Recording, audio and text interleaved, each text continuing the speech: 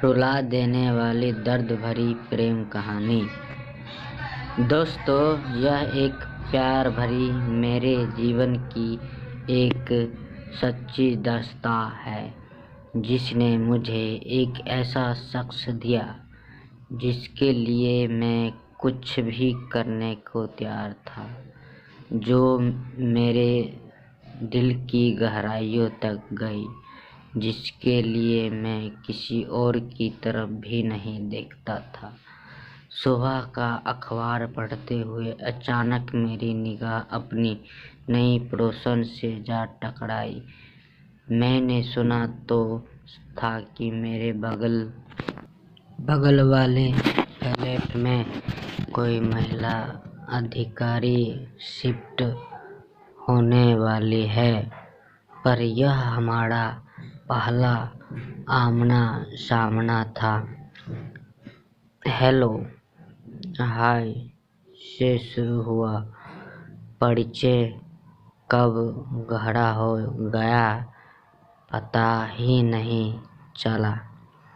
मेरी पड़ोसन मैडम जिस जिले में ही एक उच्च पद पर पदस्थ थी और उनके पति किसी अन्य जिले में तैनात थे। उनके पति का आना जाना कभी कभार ही हो पाता था।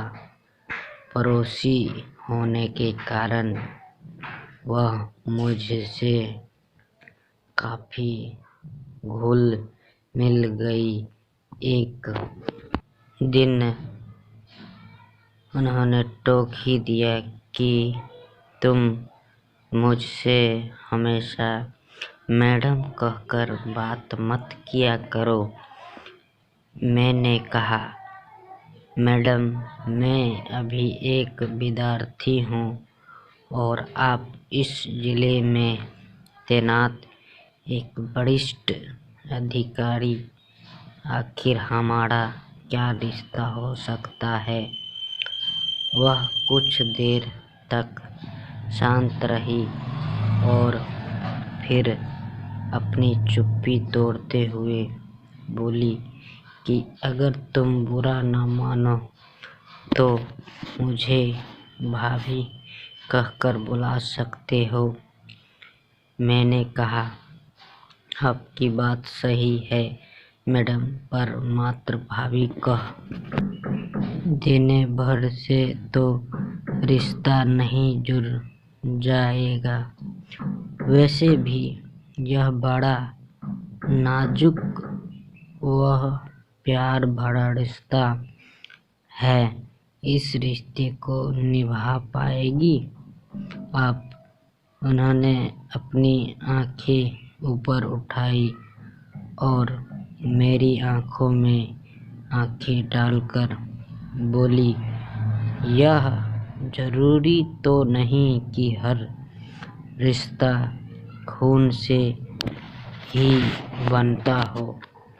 रिश्तों की परिभाषा अपनापन, स्नेह और प्यार में छुपी हुई है, और अगर हम एक दूसरे को समझ सके तो यह रिश्ता हम भी आसानी से निभा सकते हैं। उस दिन के बाद से हम मुँह बोले देवर भाभी के रिश्ते में बंध गए। एक दिन सुबह उन्होंने मेरे दरवाजे पर दस्तक दी। गुड मॉर्निंग जनाब, विद्यार्थी जीवन में घोड़े बेचकर सोना अच्छी बात नहीं है। अच्छे विद्यार्थियों की तरह अपने करियर पर ध्यान दीजिए और पढ़ाई लिखाई में जुट जाइए।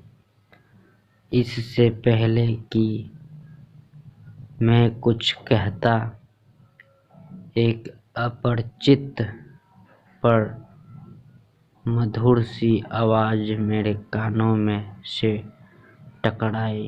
नमस्ते अंकल, मेरा नाम प्रिया है और मैं कक्षा 11 में पढ़ती हूँ।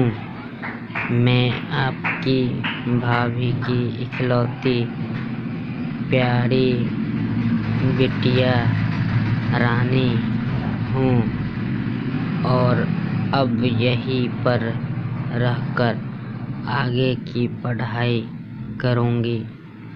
अच्छा भाभी, तो आपने इन्हें हमारे बारे में पहले से ही बता रखा है। चलिए, अच्छा हुआ, अब हमें परिचय देने की ज़रूरत नहीं पड़ेगी। तो ठीक है, हाथ मिलाइए और आज से हम दोस्त हुए। अच्छा अंकल, अब आप बताइए कि कैडबरी चॉकलेट पसंद है ना आपको? हाँ हाँ, क्यों नहीं। तो फिर शाम को आप कैडबरी चॉकलेट लेकर आइएगा।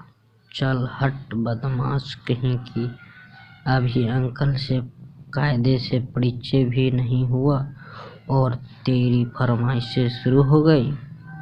भाभी ने कहा, आप इसकी बातों में मत आइएगा, क्योंकि खाने पीने को लेकर दोस्ती करने में यह काफ़ी तेज है। अरे तुम दोनों के चक्कर में मेरी चाय भी ठंडी हो गई। अच्छा, तुम जल्दी से फ्रेश होकर आ जाओ तो एक कप गर्मा गर्म चाय हो जाए। वक्त के साथ प्रिया मुझसे काफ़ी घुल मिल गई। वह मेरे खाने से लेकर बाहर जाने तक का हिसाब किताब रखती। जब कभी भी मेरे देर से आता तो प्रिया दरवाजे पर खड़ी मेरा इंतज़ार करती रहती और जब तक मैं खाना नहीं खा लेता वह कुछ नहीं खाती। उसकी मम्मी भी खुश थी कि प्रिया को बोर नहीं होना पड़ता, पर प्रिया के दिल में क्या चल रहा था उससे मैं और उसकी मम्मी बिल्कुल अनजान थे। वैसे कुछ सोचने का कोई कारण भी नहीं बनता था। दी एंड दोस्तों, हमारे चैनल को लाइक और सब्सक्राइब ज़रूर करिएगा, अच्छा लगे तो।